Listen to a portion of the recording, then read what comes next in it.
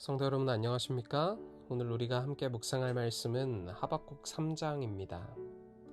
하박국 3장은 하나님의 응답을 듣고 그분의 깊은 뜻을 크게 깨닫게 된 하박국이 하나님께 영광을 돌리고 그분이 주신 구원을 찬송하는 장입니다. 전반부는 하나님의 영광에 대한 찬송입니다. 그는 욥이 그랬던 것처럼 그가 한 질문이 어리석었음을 느낍니다.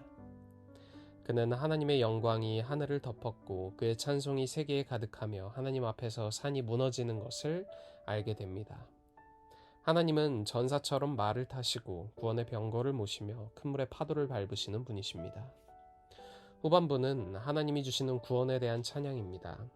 하박국은 감격에 넘쳐서 비록 무화과나무가 무성하지 못하며 포도나무에 열매가 없으며 감람나무에 소출이 없으며 밭에 먹을 것이 없으며 우리의 양이 없으며 외양간에 소가 없을지라도 나는 여호와로 말미암아 즐거워하며 나의 구원의 하나님으로 말미암아 기뻐하리라고 찬양합니다.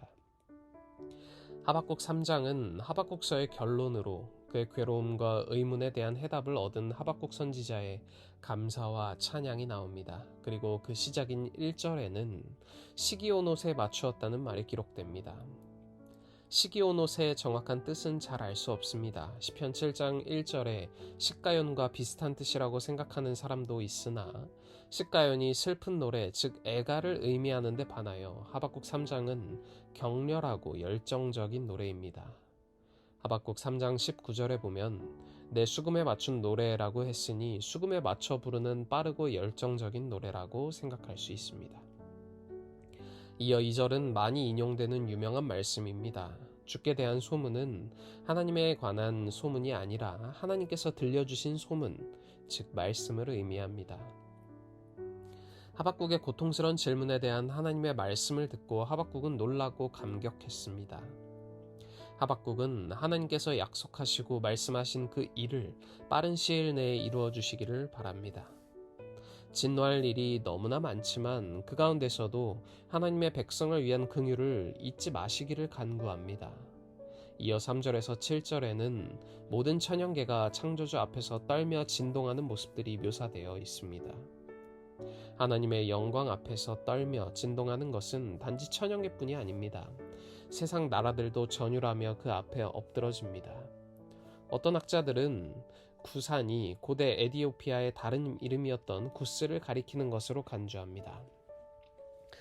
70인역에는 이 구절이 에디오피아 사람들의 장막들로 되어 있습니다. 그러나 다른 학자들은 구산을 메소포타미아의 왕이었던 구산 리사다임을 가리킨다고 생각합니다. 미디안은 이스라엘에 대적했던 한 족속을 가리킵니다. 구산과 미디안은 하나님의 백성을 괴롭혔던 나라들을 상징하는 말로 쓰였습니다.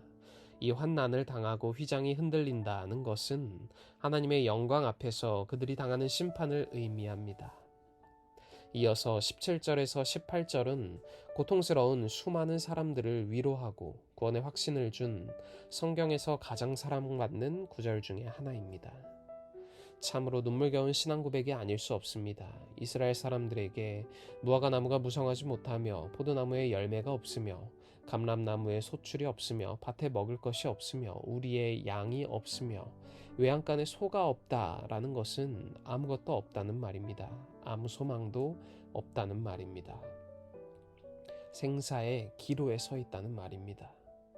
그럼에도 불구하고 구원의 하나님을 찬송하고 기뻐하겠다는 신앙이야말로 최고로 아름다운 성숙한 신앙이라 볼 수 있습니다.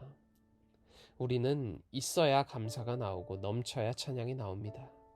그러나 참된 신앙은 없을 때 나타나는 것임을 우리는 기억해야 할 것입니다. 사랑하는 성도 여러분, 하박국 선지자는 세상의 부조리와 고난 앞에서 어찌하여라는 질문으로 하나님께 나아갔습니다. 그러나 하박국 3장에 이르러 그는 그 질문에 대한 명확한 해답보다 더 크고 깊은 응답을 경험하게 됩니다. 그것은 바로 하나님 그분 자신이었습니다. 하박국은 이제 더 이상 현실의 고통에 매여 있지 않습니다. 그는 하나님의 위엄과 영광을 바라보며 전쟁의 병거를 타시고 창조세계를 흔드시는 하나님의 능력을 노래합니다. 그리고 마침내 그 입술에서 찬양이 터져 나옵니다. 비록 무화과 나무가 무성하지 못하고 외양간에 소가 없을지라도 나는 여호와로 말미암아 즐거워하리로다. 이 고백은 풍요로 인한 감사가 아닙니다. 소유로 인한 찬송도 아닙니다. 전적인 상실 속에서 드리는 감사, 철저한 결핍 속에서 터져나온 찬양입니다.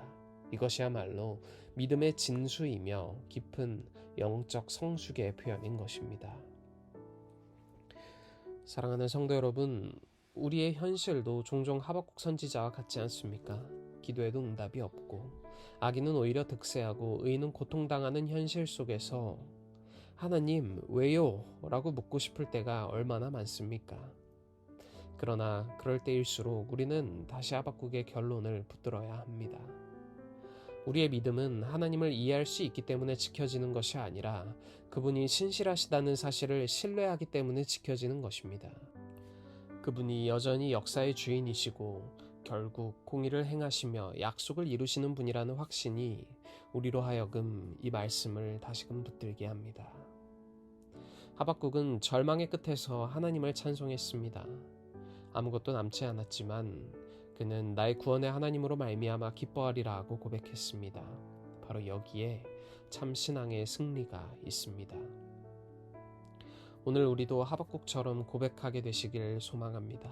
환경이 아니라 하나님으로 인해 기뻐하시길 소망합니다. 가진 것에 의해서가 아니라 잃어버려도 변하지 않는 하나님의 성품에 의지하여 찬양하게 되시길 소망합니다. 그럴 때 하나님은 우리를 높은 곳에 세우시고 사슴처럼 빠르고 강건하게 걸을 수 있도록 하실 것입니다. 주 여호와는 나의 힘이시라 라는 이 고백이 여러분의 오늘과 내일을 이끄는 진정한 찬양이 되시기를 간절히 소망하며 오늘 묵상 마치겠습니다.